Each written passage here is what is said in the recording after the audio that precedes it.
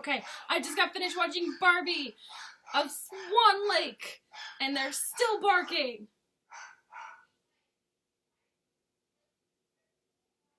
Yep, okay. Let's see. Yeah, okay, so...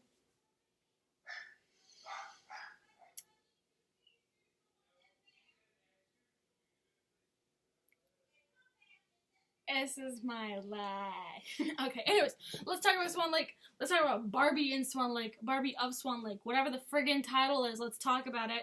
Because I'm doing a Barbie marathon before my anniversary trip that me and John are going on. I decided that I'm not doing anything. So I'm going to watch all those Barbie films. So the one that we just watched, Barbie of Swan Lake. I love two things, because I didn't write them down. One, they use I was saying it perfectly fine in the last video before John interrupted too. They use Tchaikovsky's music, which I love, because they didn't use some weird pop music or anything. Especially in 2003, although you probably could have used Fall Out Boy in there. No, I'm joking. No, they used Tchaikovsky's music, his classical music, and they did stop every once in a while and actually did ballet. So it was actually like watching a play. An actual, like, ballet. Because they would do their lines and everything, and then they would do this dance to the song and everything. It was, I liked it. See, here's the thing. So far from the amounts of Barbie movies that I have watched and then the ones that I haven't watched that I'm watching now, I like the Barbie movies. They are cheesy. They are corny. I'm not going to pretend that they're masterpieces. The animation is horrible. But they are really entertaining and they're not that bad. They are actually really decent. So for a movie about a doll, in different scenarios and fairy tales and everything, they're pretty good. And I am a huge fan of ballet, which is why, like, one of my favorites is, like, Barbie and the 12 Dancing Princesses. I love that story. I love the dancing in it. I love everything about it. There was, like, a book that I read that was based off the 12 Dancing Princesses, and it was just glorious. I absolutely adored it. Anyways, on to this one. I love how they open up. Apparently this is a trope for Barbie, that every friggin' movie, fairy tale movie as far as I know. So like the Nutcracker one, the Rapunzel one, this one, fairy tale movie, it doesn't just start off with, you know, once upon a time, you know, no. It starts off with Kelly or any of the other little kids in like the Barbie series is either having a problem or whatever, and Barbie tells them a story, and thus the movie starts. So Barbie will always tell a child a story. So the movie isn't just the movie. It's a story within the movie. It is, yeah. And she does this in almost every movie. Yeah, she does this in almost every movie. But anyway, so once she finally tells the story, we get Barbie as Odette, which I think these names are really lame. There's like Odette and Odile and Rothbart is the villain, and I'm like, oh my god, no. The villains are corny and cheesy, but I'm gonna get to Rothbart in a minute. That was such a bad name. Rothbart. I was waiting for someone to rhyme it, Rothfart, just because it was 2003 and it was a kid's movie and I was expecting a fart joke in there somewhere. Because that would have made me giggle, I'm not gonna lie, because that name sounds really funny. But, there wasn't. They mostly give the unicorn jokes. I was like, what? Okay. Anyways, she does ballet in the kitchen, and they talk about how wonderful her ballet is. Because Odette is not a princess. She is the baker's daughter. And she has a sister named Marie, who you barely see. But her sister loves adventure and horseback riding and everything, and we barely see her at all. So, yeah. And then every once in a while, up to the point where they meet, there's a prince. obviously, super cute prince. Once again, it's Ken, but, you know, he's gonna play so-and-so as Barbie plays the other person. But we all know it's Barbie and Ken. Prince Daniel, who is really good at archery. He's practicing archery, and then his friend Reggie with the world's worst French accent. I mean, seriously, if you want to talk about horrible French accents, my God, was that absolutely atrocious.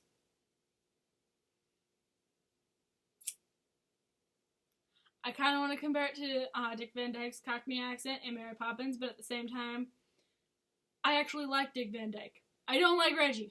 So, Reggie is worse, in my opinion.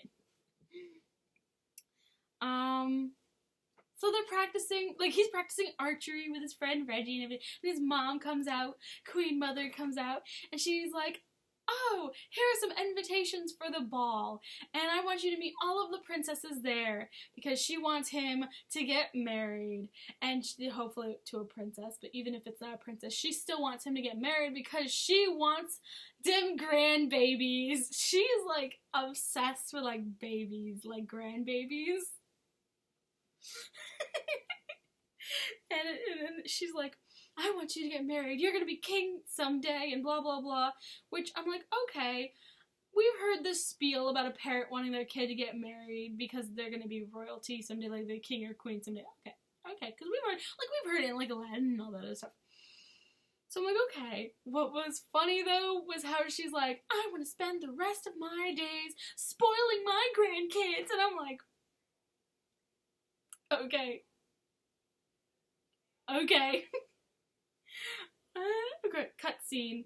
Cutscene to this sassy, purpley pink unicorn running through the town, and Odette is just, like, watching, and she's like, oh, a unicorn! Who is sassy as hell! And I'm like, oh my God. Sometimes, what was her name? I wanted to call her Tilly, and I don't know why. I think because she reminded me of Jennifer Tilly. Even though she wasn't played by her. But she just reminded me of her. I really don't know why. But the name was Lila. And she was the most sassiest unicorn. There was moments where she was a little overbearing and I wish that she would shut up. But there were other times where I was like, no, she's good. She's funny. I like her. Some animal sidekicks in these Barbie movies, some of them are pretty chill, even at their cheesiest. And then the others I can't stand. Like that rabbit and Rapunzel. You ain't cute. Actually, that was the ugliest animated rabbit I've ever seen. Anyways, I'm reminding you that this is a kids movie. Please take this all lightly because I'm just laughing and having fun with this. If a kid watches these movies and enjoys it, fine, because I'm watching these movies and I'm enjoying them and I'm just making jokes because that's what I do. I could be watching my favorite movie of all time, Beauty and the Beast, and I would still make jokes. But not the live action because that sucks. Anyways.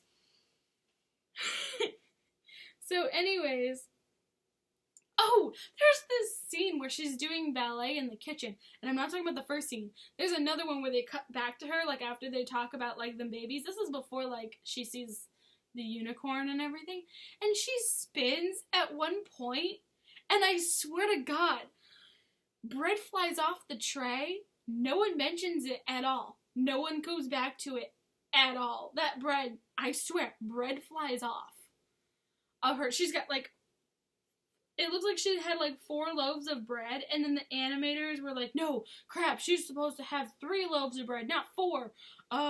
We'll have her spin, and then we'll take one away in an animated clip. No one will know. The kids won't know. But I noticed, because she did this spin, and it looked like a loaf of bread just flew off the tray, and she sets it down, and she's like, and she never, like, looks for that other loaf of bread. It's like a really quick split second, but it was just hilarious to me, because I literally thought there was a loaf of bread on there that just fell off, and it just looked funny. But anyways, the unicorn has attitude. I've got my notebook, because there was, like, comments I wanted to make, and I was like, oh, I don't want to forget them all. So she follows the unicorn because the unicorn was dumb enough to go into the village, because they're like, don't go in the village because the people will kill you.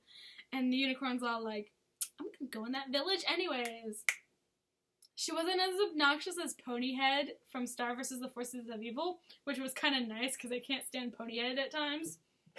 But, yeah, anyways,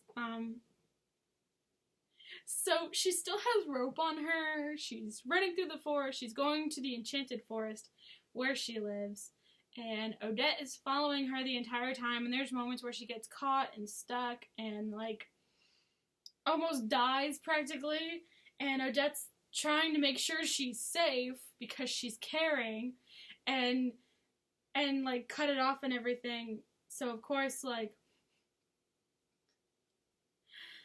so they get to the Enchanted Forest, she gets caught into, like, this twig and everything, and Odette is like, wait, hold on, I'll help you, and of course she's kind of shocked because, like, the unicorn talks to her, and she's like, I could do it myself, unless you want to just stand there, you can help me, like, what? Okay. So she takes, like, this crystal out of the tree to use it to cut, and everyone's all like, oh, she took this crystal out of the tree, she's the chosen one. Wild fairy godmother appears. Oh wait, no, she's the queen of fairies, never mind. Wild fairy queen appears. Press A to capture in Pokeball. No, I'm joking.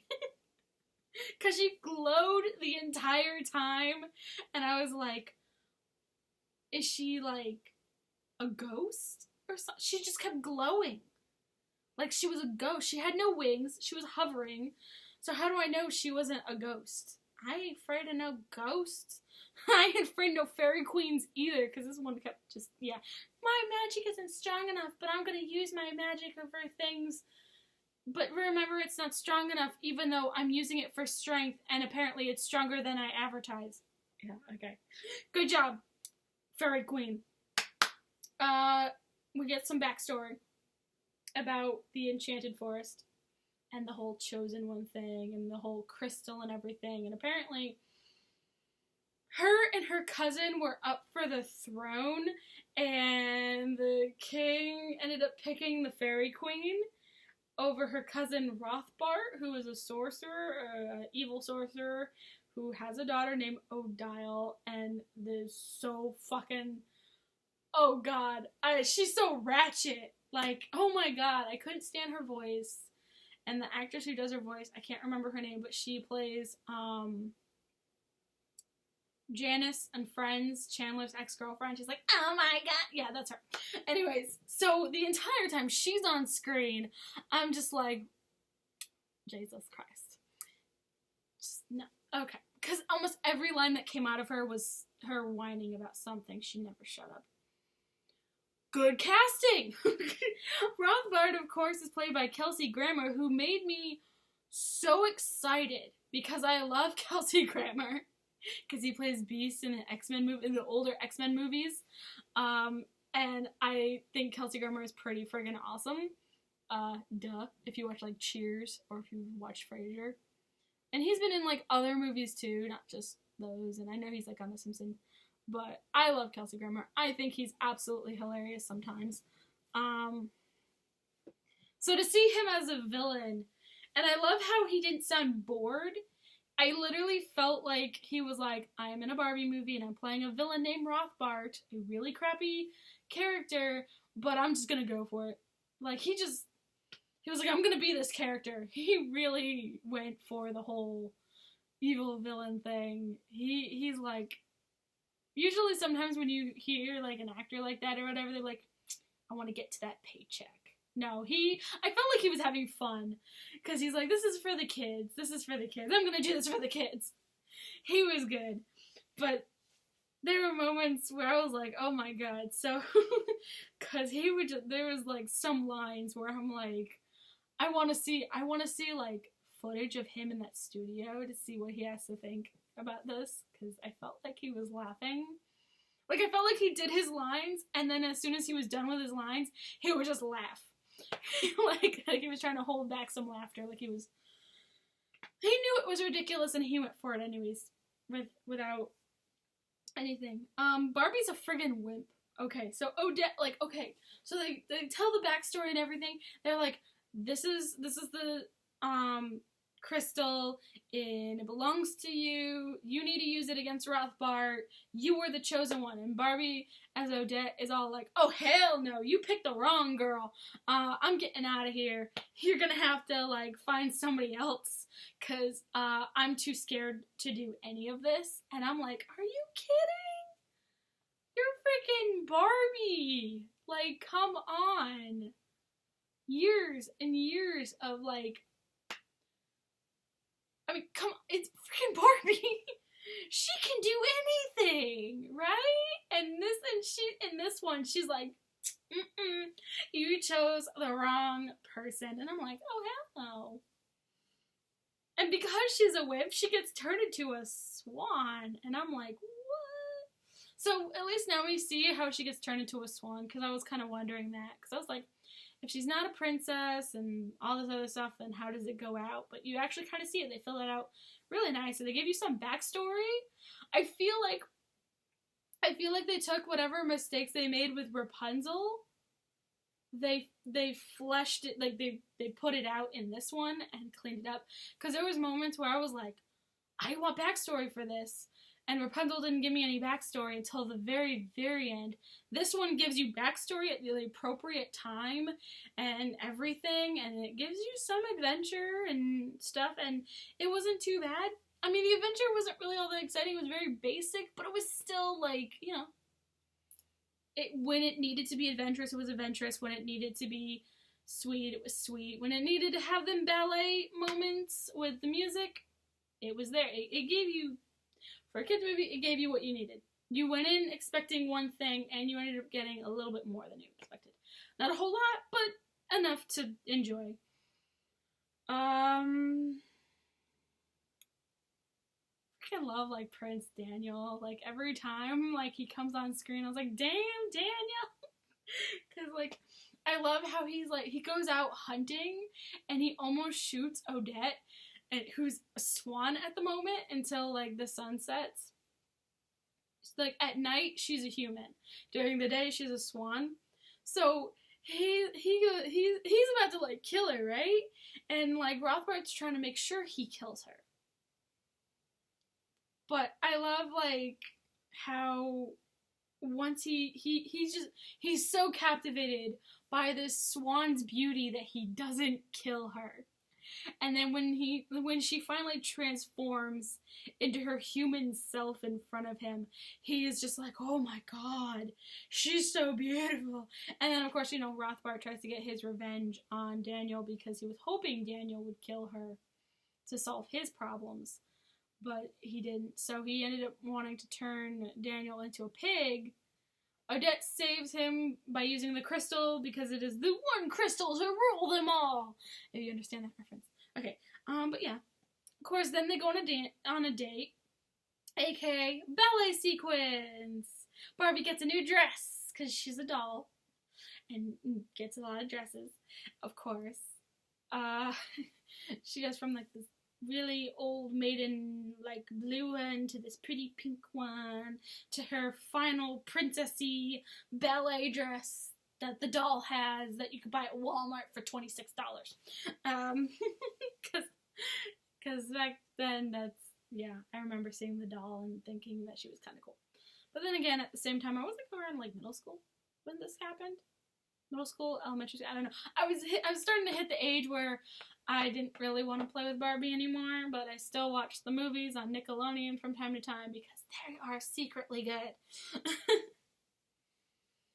The elves, okay, so apparently when he captured, I wrote this down a little bit later than when I wanted to. This was supposed to be going around to, like, the backstory and everything. So we have, like, the fairy queen, and then there's, like, elves in the enchanted forest.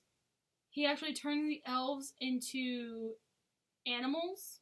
So each elf is a different animal. Like, we've got this one elf who's a skunk, and then we've got this other elf, and he is a porcupine, and those two are, like, best friends. But, okay, wait, I'll get to that in a second. Okay. But when they go back from being animals to elves, because, like I said, when the sun sets, they turn human and stuff.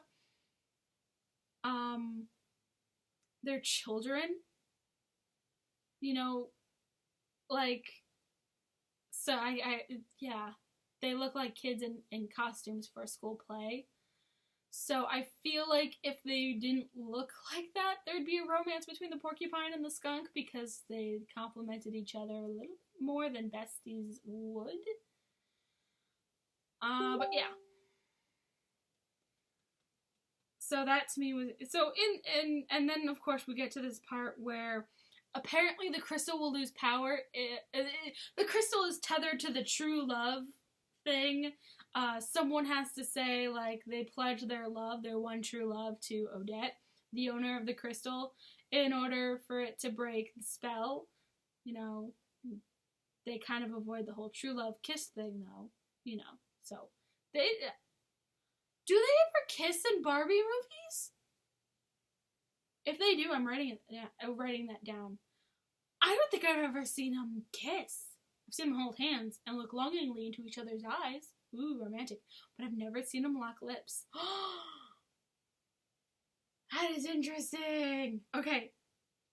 But anyways, like, so in order to destroy the crystal, Rothbart has his daughter wear a necklace that is enchanted.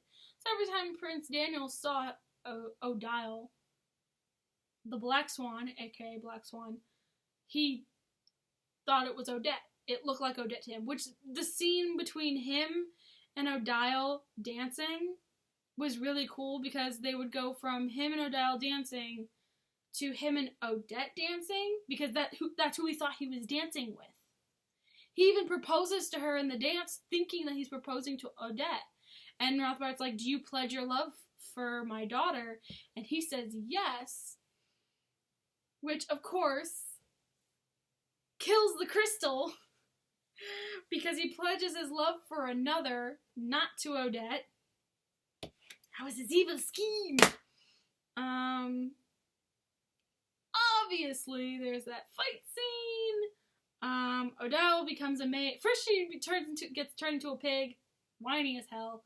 Then she's a maid. Rothbart gets defeated in the end. Gets turned into a cuckoo clock. Daniel tells Odette, I love you if you will have me. And Barbie's of course looking at him like, I'll have you and your babies. No, I'm joking. Going back to the baby joke. Because the queen is just like, I'm getting grandbabies. And that was Barbie of Swan Lake. It was really good. And I was trying. It was enjoyable. Like, I had a lot of fun with this one. My next one on the list, let's see, I finished this one. And now I get to watch Barbie as the Princess and the Pauper. That one was like the first Barbie movie that I've ever watched. Oh yeah, I'm gonna watch that one. And after that's Fairytopia, and I'm like, what? We'll see. Right now I'm gonna watch Princess and the Pauper, because it has been years since I've seen it. It was 2004? Damn, Daniel, look at them white vans. I kept saying. I was trying to do something instead of saying, look at you in them white vans. But anyways. That was Barbie of Swan Lake, and now I'm gonna watch Barbie and Princess and the Pauper. It came out in 2004. So, bye.